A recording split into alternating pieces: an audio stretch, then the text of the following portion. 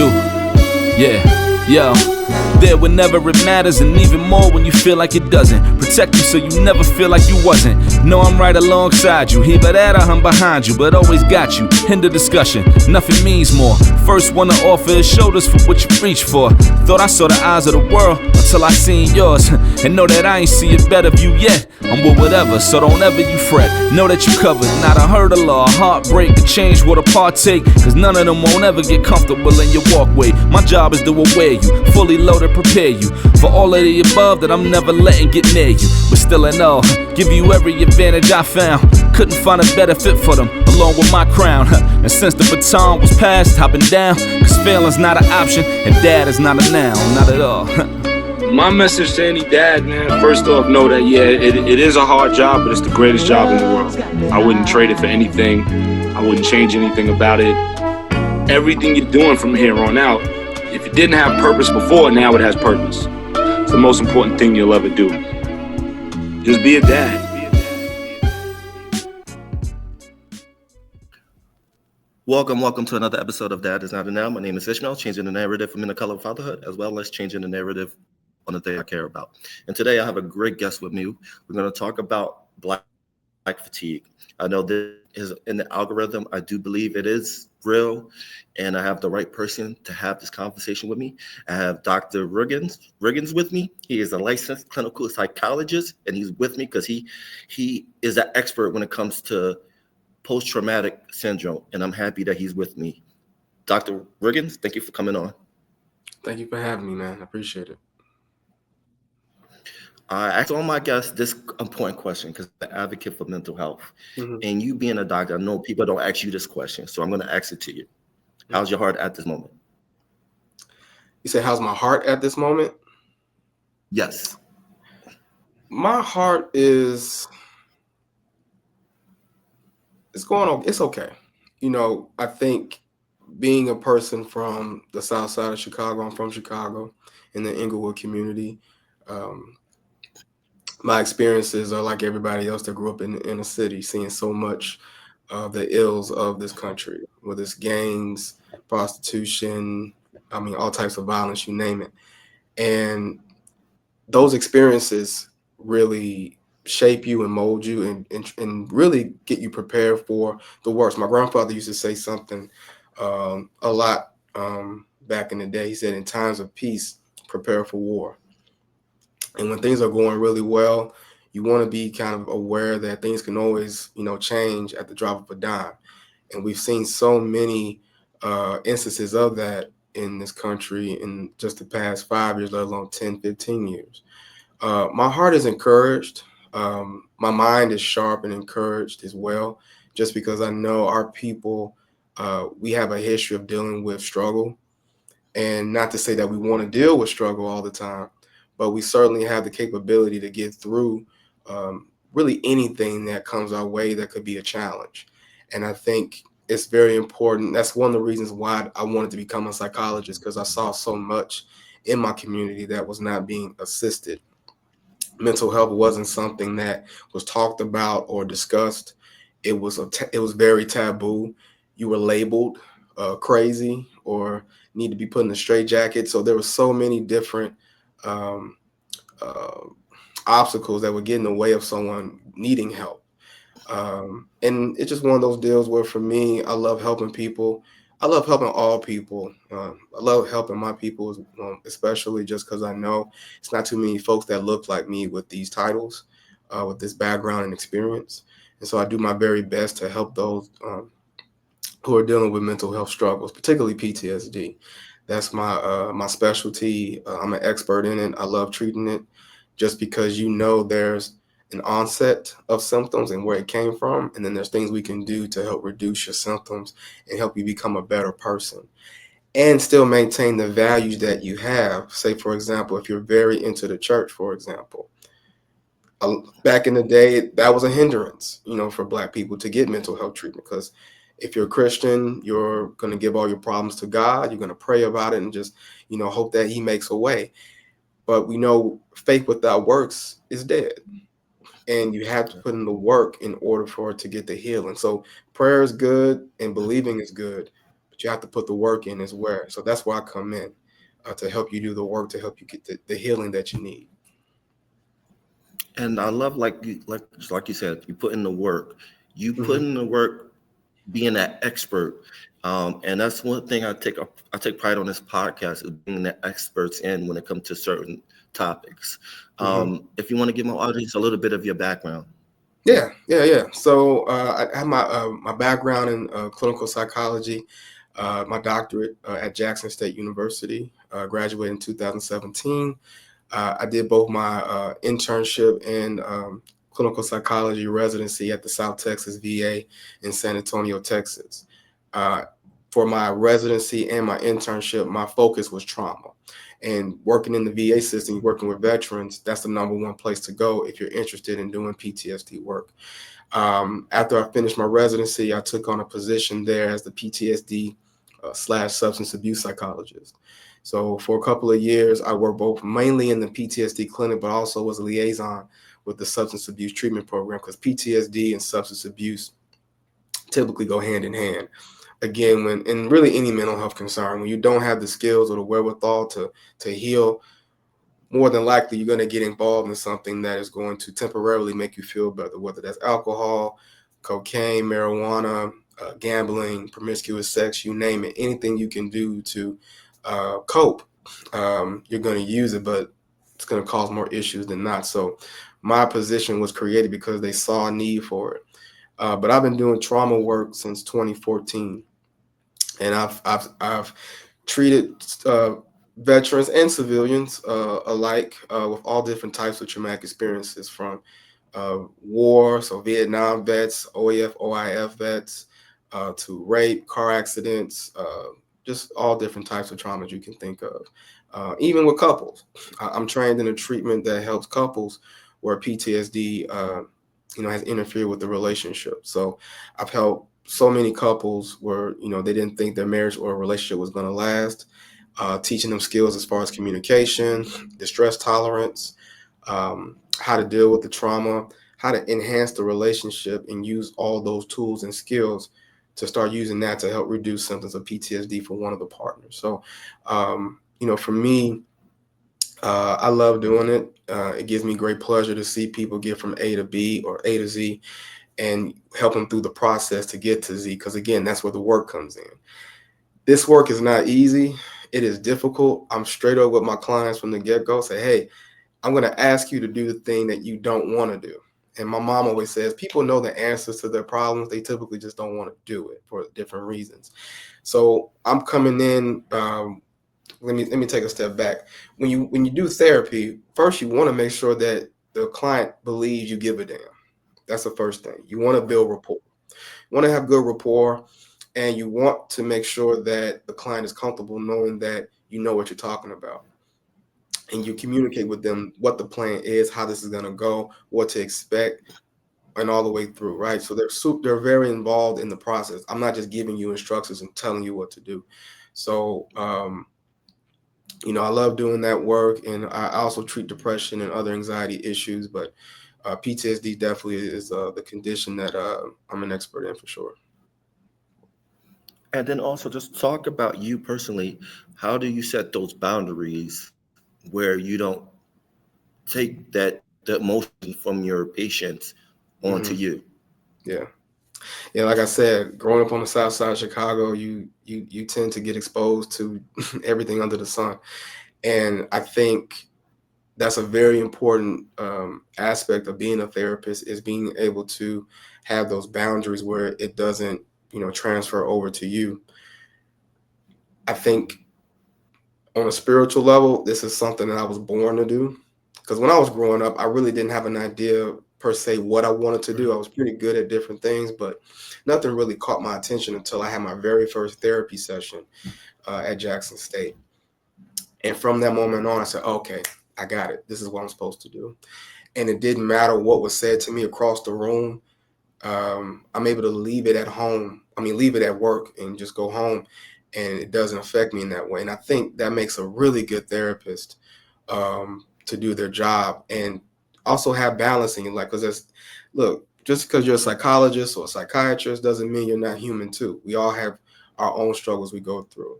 But for it to not to become clinically significant, as we say, you want to make sure you have healthy boundaries and you do things outside of work that helps maintain your mental health. But for me, I really, to be honest with you, man, I was exposed to, different things growing up, and it I got used to it, if that makes sense. No, definitely. And I think that's important in the field that you're in is to create those boundaries, those healthy boundaries, so you can help the next patient. Yes. So I can imagine when you go home, you decompress, you do things that you're passionate about, just to keep your mental health going, so you can pour into Absolutely. your patients. And I think that's vital. It is. It is. I need an hour. I'm usually done around 5, then I have to get my children from school. And that's when I decompress, right? I'm with them. They're telling me about their day. We might go out for ice cream, or I help them with homework. We may go for a walk, or I'll take them to the park or something like that. My wife and I, we spend time together. We talk. There's just different avenues that I get to use to kind of help myself, decompress. But again, I have moments where things get hectic for me. Being in private practice, I'm the only one here. I don't just do therapy, but billing, insurance, following up with clients, getting new clients, advertising, marketing. So it's just a lot that goes on. And there's times when it can get hectic, but again, relying on coping skills, so kind of preaching or using what you preach is important, I think. And I think if a provider tells you that they're not stressed out and they're perfect and they're okay, they may not be truthful. And then, talking about fatherhood, I do believe fatherhood is a work of art. Mm. And I do believe that in the field that you are in as a psychiatrist, I think that's art in itself. Mhm. So my next question to you, what do you, not what do you, but what are the things that you learn as a psychiatrist that you apply to your fatherhood? It's funny because when you take certain classes and you learn about, developmental psychology, for example, you learn about from birth till death, kind of the different things that human beings kind of go through. That was very helpful for me in being a father. Mhm. It amazes me to see my kids and their, cognitive abilities and how advanced they are, their communication skills, their reasoning. It's just kind of, I take a step back and I'm in amazement. Um, for me, I try to separate being a psychologist and being a dad. To me, being a dad is the best job you can never have as a man. You get to cultivate and pour into and invest into other human beings that you help bring into this world, and you get to see them grow and just shape into wonderful human beings. And for me, um, there's again rapport. So being able to relate and care, have unconditional regard. All the tools that you use in therapy are applicable outside of therapy as well. And again, this was a natural thing for me. No one taught me how to do some of the core techniques really that we use. I received really good training at Jackson State. I think it enhanced what I already had, though, and made me legitimate as far as being able to provide therapeutic services for folks. But it's, a lot of those innate things, you're just born with. And I think it translated easily when becoming a father for the first time and a second time and a third time. So for me, um, it's the skill sets are very relatable, and I really feel blessed that I'm able to be a father and be in a profession where I can help other fathers, right? Getting other Black men in therapy.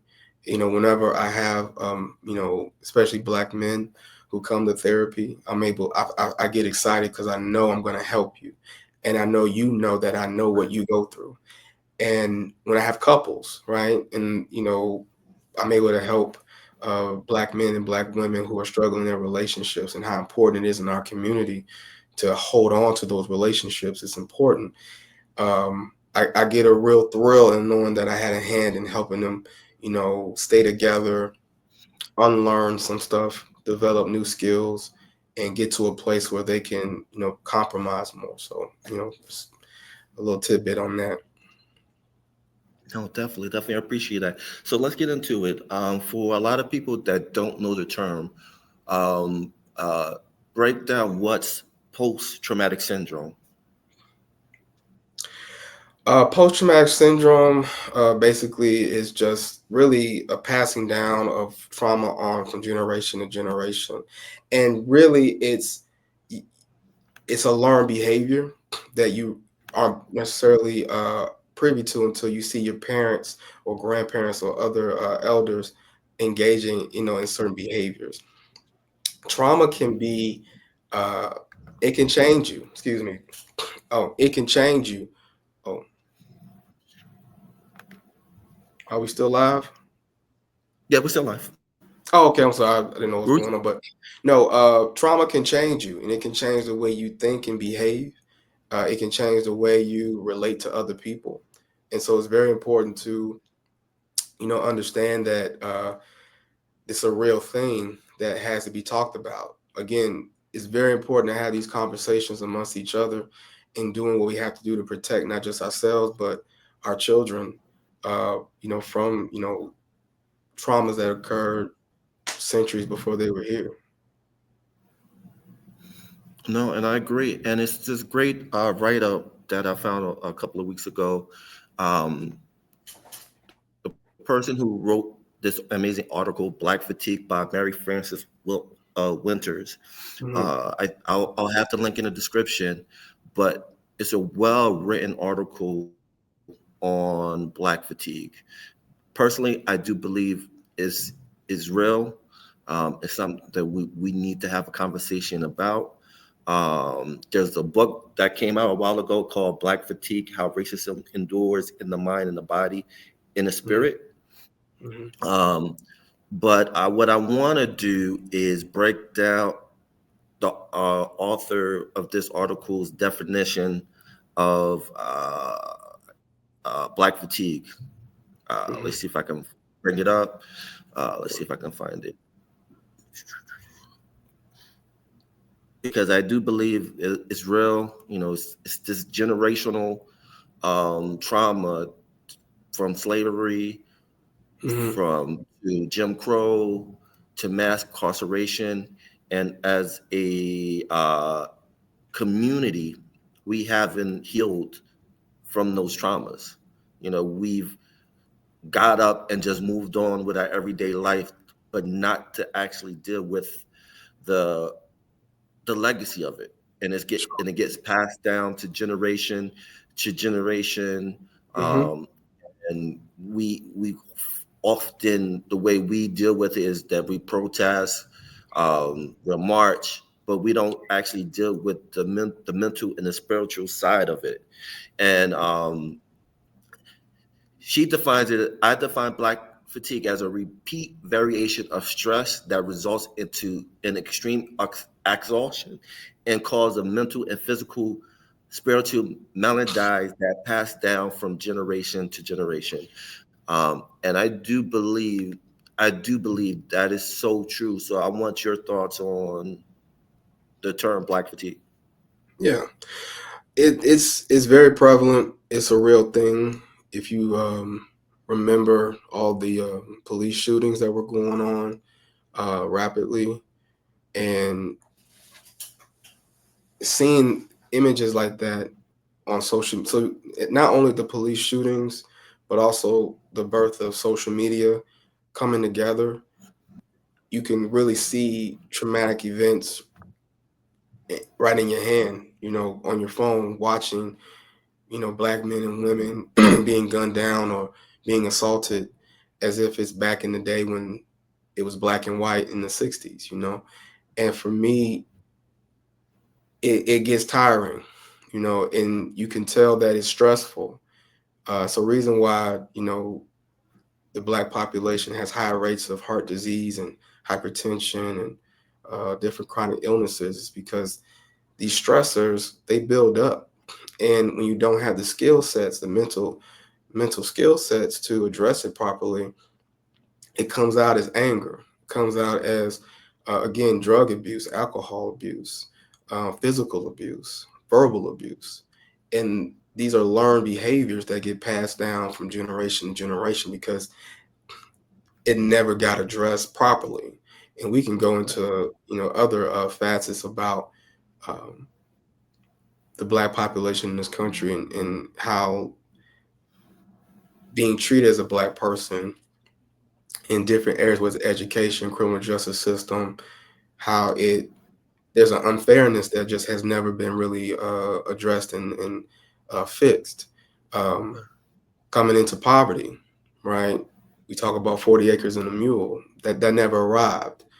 Uh, Starting from the back, or not getting a head start in life as a people, cause us to have all these issues and problems.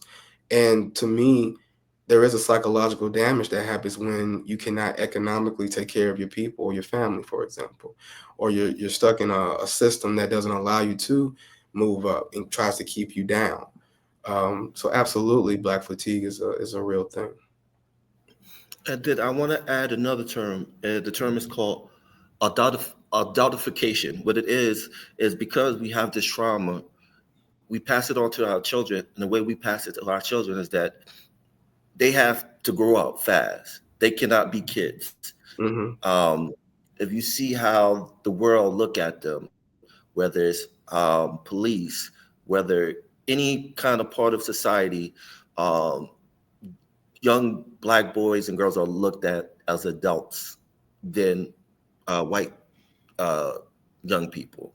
So I want to add that to the element. What are your thoughts on that? Yeah, I mean, you think about back in the day where, excuse me, children in the Black, families, education was something that kind of was put to the side because kids had to start going to work as soon as they were big enough, right, and helping out because again poverty was such it was so pervasive in the community.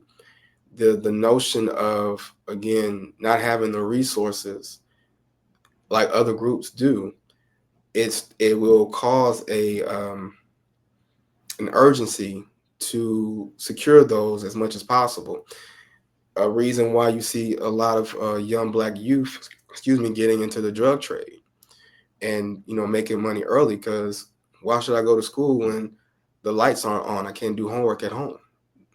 And so what's the easiest way for me to go do that? Go sell on the block. And then it starts this cycle of putting you in danger of your freedom and taking penitentiary chances. And it's just this system that's in place that makes it easier for young Black men and women to get caught up in. And but there's a thought that and mind you, this isn't for every Black family in America for sure. You certainly have well-to-do Black families, people who are middle class, who are doing fine. They're not super great, but it's not to the point where it's getting drastic or getting desperate. But we have a set of Black families who are in a position where they're trying to not only keep their head above water, but using a straw to breathe under the water. So it's all connected.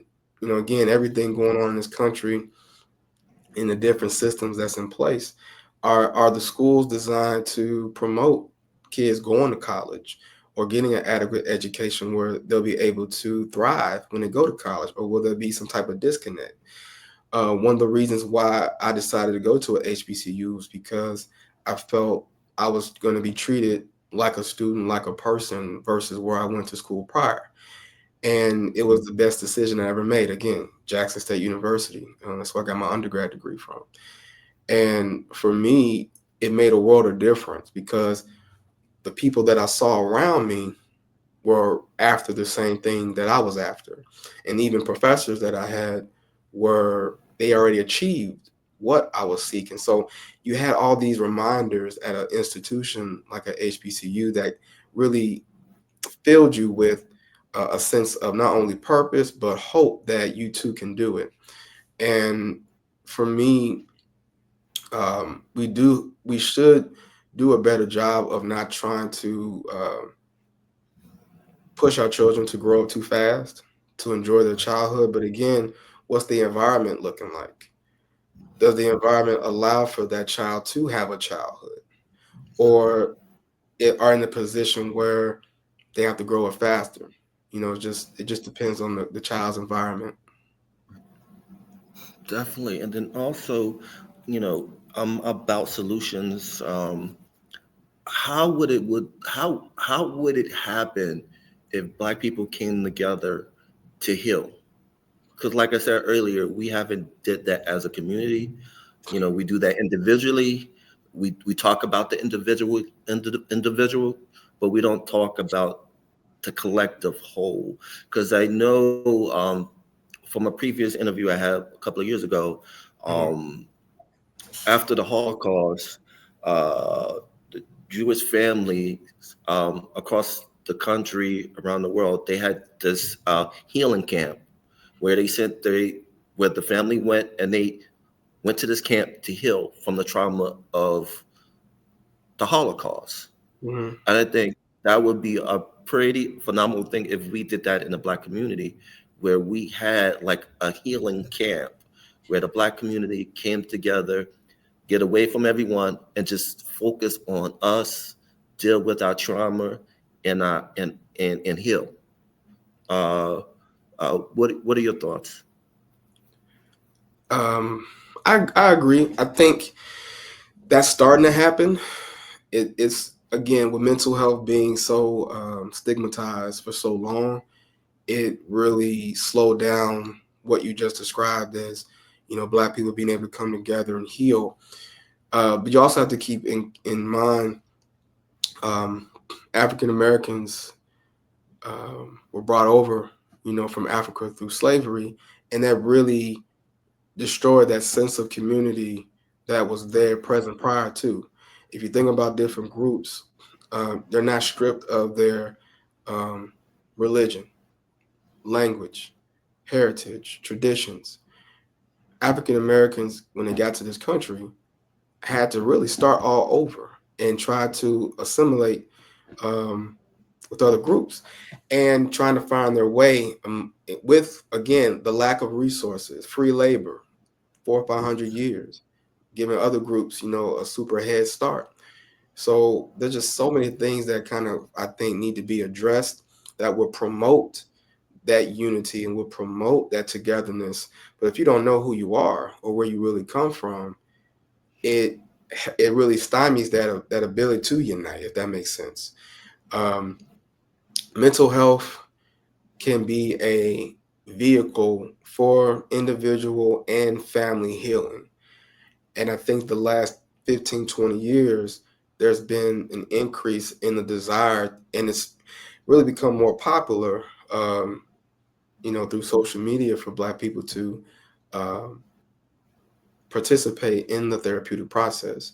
So I think it's starting, and I think there's a lot of people across the country who look like us, who are putting in the work to heal our communities. It's just going to take a little more time and resources for it to become more of a norm. The same way we go to um, the doctor if something physically is wrong with us, or going to a mechanic if our car breaks down. We're going to go to a tax or a CPA to get our taxes done. It's going to be just as normal to go see a therapist, for not just me, but for my marriage or for my family, to break some of these generational curses that gets passed down. And it's because back in the day, our ancestors just didn't have those resources. These weren't things that were afforded to them in order to heal. Imagine going your whole life, having major depression or PTSD, and never getting treated for it. For example, when I used to work at the VA hospital, I would have plenty of Vietnam vets who lived their whole lives, maybe from the time they were 19, 20 to their late 60s, early 70s, with PTSD and not really having relationships with their families, abusing drugs or whatnot, being very standoffish, appearing to be rude or, um, angry when they're really suffering on the inside. it wasn't until 1980 that PTSD was, formed or, just, defined. And then we just got these treatments 20, 30 years ago in terms of PTSD treatments. And so, unfortunately, they weren't given the ability to receive help that they, definitely deserve. I was very thankful and fortunate that I was able to help them, you know, reduce their symptoms and, have a better quality of life. Just imagine if they would have had that back in the day. It literally could have changed generations.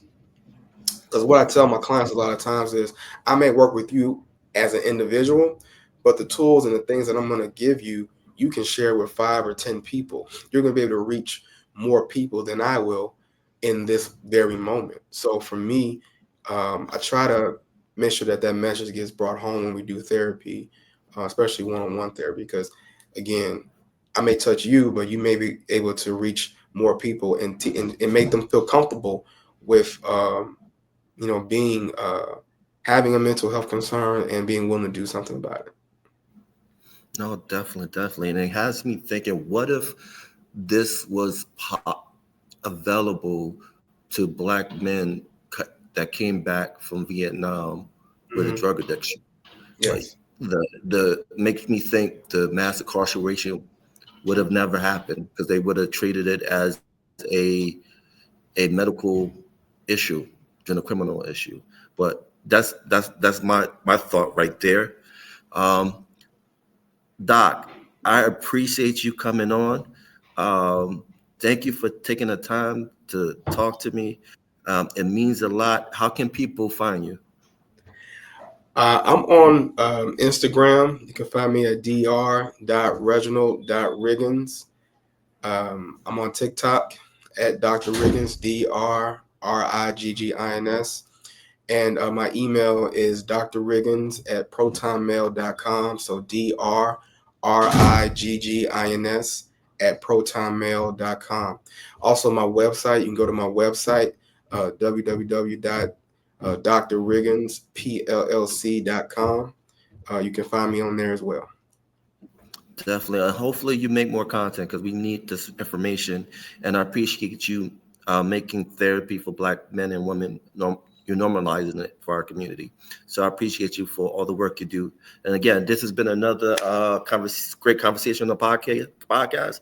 Like, subscribe, and all that good stuff. And we're out. Peace.